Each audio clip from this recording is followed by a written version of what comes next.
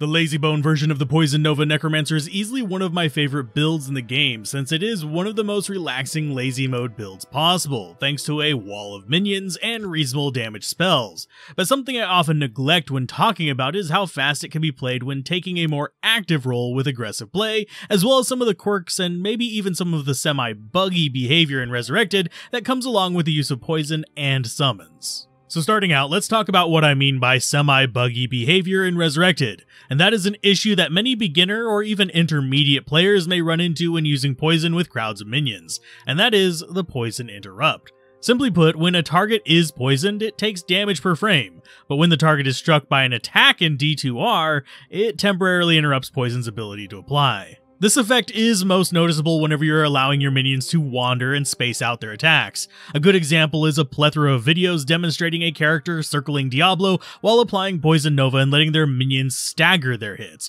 resulting in significantly longer kill times when relying solely on outgoing damage. This is one reason why, if you ever watch me playing the Lazybone build, while I will often let my minions wander against trash mobs since hits will be spread out and minimize interrupts, I always telestomp any given boss immediately to sync up my minion attacks as much as possible, and on the rare occasion the boss survives more than a short span of time, I will refresh this stomp to maintain the same short interrupt time. Even without this bug, this is still the better strategy when using minions, since it keeps the boss engaged and allows your minions to maximize their damage since they are not dealing with delays due to wandering AI. Now, when playing through with budget gear, this is less possible since you'll often be using teleport staves instead of Enigma, so the recommendation is to instead stick to the Golem and Mercenary strategy, often using Clay and Decrepify to shut them down to a crawl and minimizing the interrupts. I could go into more detail on this bug, but overall, beyond that bit,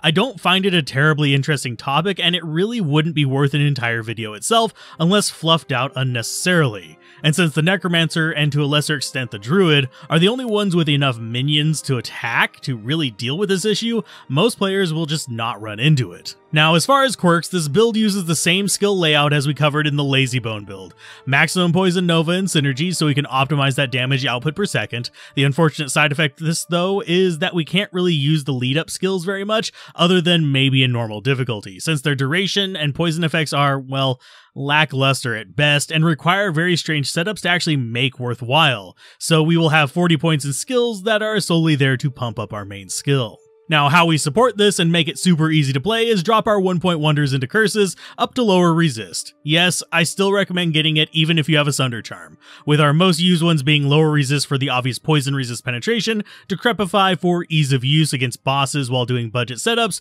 and amplify damage as our main curse when doing active play, since yes, we will be using Corpse Explosion from the Poison and Bone tree since it is a prerequisite, and with our plus skills, it will have a reasonable radius. This amp damage plus Corpse Explosion is the main difference, short of teleporting at least, that separates my lazy play with this and my active play, and it is when I break out the quick keys for skills. As far as our durability, you have two options, summons and bone. If you go the bone route, you're going to go with bone armor to soak up a lot of physical damage, and work on maintaining your resist to protect against, well, anything else. In the case here, I have 1 point in bone armor just as a bit of a buffer, since it's easy to cast, and I'm instead favoring my summons. For the summons, you of course want your base points into golems and summon resist, and I'd even get those if I was going the bone method since golems are just insanely solid. But I also got myself some skeleton love, getting raised skeleton up to a point where it gets to me at least a dozen skeletons with plus skills, and then placing 1 point into revives for letting me handle ubers if I want to, and finally shifting over to skeleton mastery to bump all those undead up a bit, and make them, well, tankier, since I don't want to have to waste time resummoning them, and I do want them doing at least somewhat decent damage. Now, how I level up this build if I do not want to respec is a bit weird. In normal, I actually favor going Summoner. This means starting out with your skeletons and stuff like that, and of course Skeleton Mastery, and you want to get your key 1-point wonders as soon as possible. Clay Golem, since it will be your boss killer, Golem Mastery to make it tankier so you only have to resummon it a few times, and Summon Resist to let it stand up against elemental attacks a bit better like Diablo's Fire. Now, you also get one key spell as we cover in curses, and that is Iron Maiden. With this setup, normal will be a cakewalk, with your skeleton armor dealing with the just trash mobs, and then for bosses you drop Iron Maiden and Clay Golem and just let them wail away on it and give you an easy win. This is especially important on normal difficulty, basically the Diablo fight. After that though, you can start investing in your other skills, namely the poison skills, since you'll have gotten past the first major hurdle of this build. As we move into Act 5 and eventually Nightmare, we'll be using Poison Nova a lot more, so get the rest of your curses and just punch hard into Poison Nova using lower resist to drop enemy resists, and working on getting as many plus skills as possible, with random amulets and shopped wands being a good start, but a spirit sword being the easiest one to get. Later on, you can make a Splendor Necro head if you get a good head for it,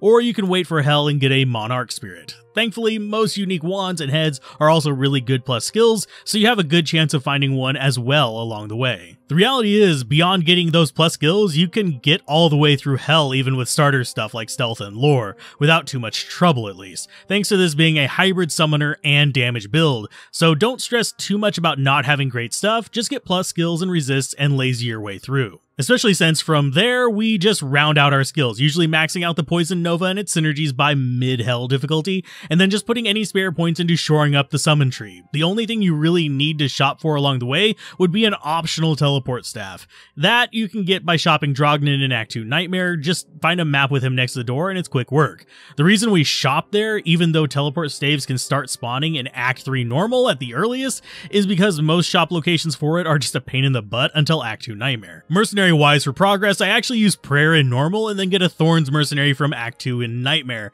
and just use amplify damage with it. This is because it's a great start at smashing bosses thanks to the amplified damage act bosses do to summons, and amplify helps that even more to reflect just a ton of damage. There are some cheap alternatives that have less kamikaze style mercenaries, like the Act 1 mercenary using an edge rune word, but the Act 2 mercenary requires 0 farming to use. Now, in the post-game, whenever you're getting all your good gear together, we can look a bit more at punching up our damage with chase gear, which will be slightly different than what you see my character use because, well, I was lucky enough to get an overpowered rare Necro head, which generally won't be something you'll find, or even really be able to trade for online, since it's one of those 1 in a million drops. But you can get some similar-ish things sometimes if you're lucky and get a skiller with good class boosts. The normal strategy, though, is to go Trangools, just straight out, which means using Trangools gloves for +% poison damage, plus curses, faster cast, which in itself is good, replacing our Arachnid's Mesh with Trangools belt, which is not terrible since it gives some nice boosts, but lacks plus skills sadly, and we really don't get much from Cannot Be Frozen, since we'll be teleporting mostly, and then we use Trangools shield with the 3-part bonus, giving us a nice drop to enemy poison resist,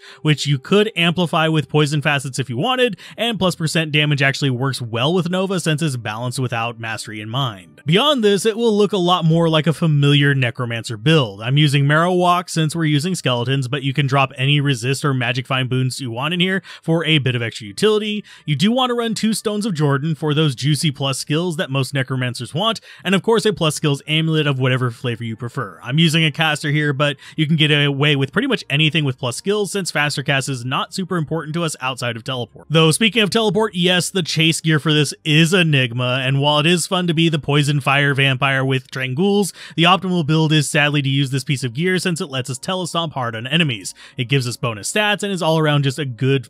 piece of armor for a variety of things. Up on the helmet, I'm using Harlequin Crest personally since it's a nice balance of bonuses, but since we're using a Sunder Charm, you could consider using Andariel's Mask instead for poison resists. Though make sure you can shore up your fire resist if you go that route, even if it's just something like a Raw rune in the helmet itself. Now, the last piece of gear is going to be the most obvious since we're leaning into poison, and that is Death's Web. And sadly, while there are alternative options such as the Plague Rune Word or even Grief, Death's Web is generally not going to be much different to get a hold of than these, and it gives you more buffs and more poison penetration, so you might as well go straight for it right out of the gate. As far as mercenary gear, there's a lot of misunderstandings about it. Personally, if I'm dealing with trash mobs such as farming for runes, jewels, bases, charms, etc., an Act 2 Might Mercenary with Infinity is usually my go-to, and it just gives you the best armor and helmet for its survival so you can just keep it alive constantly. This is because Infinity just greatly improves the chance to hit of your minions and is significantly better than the boost something like Pride would give you.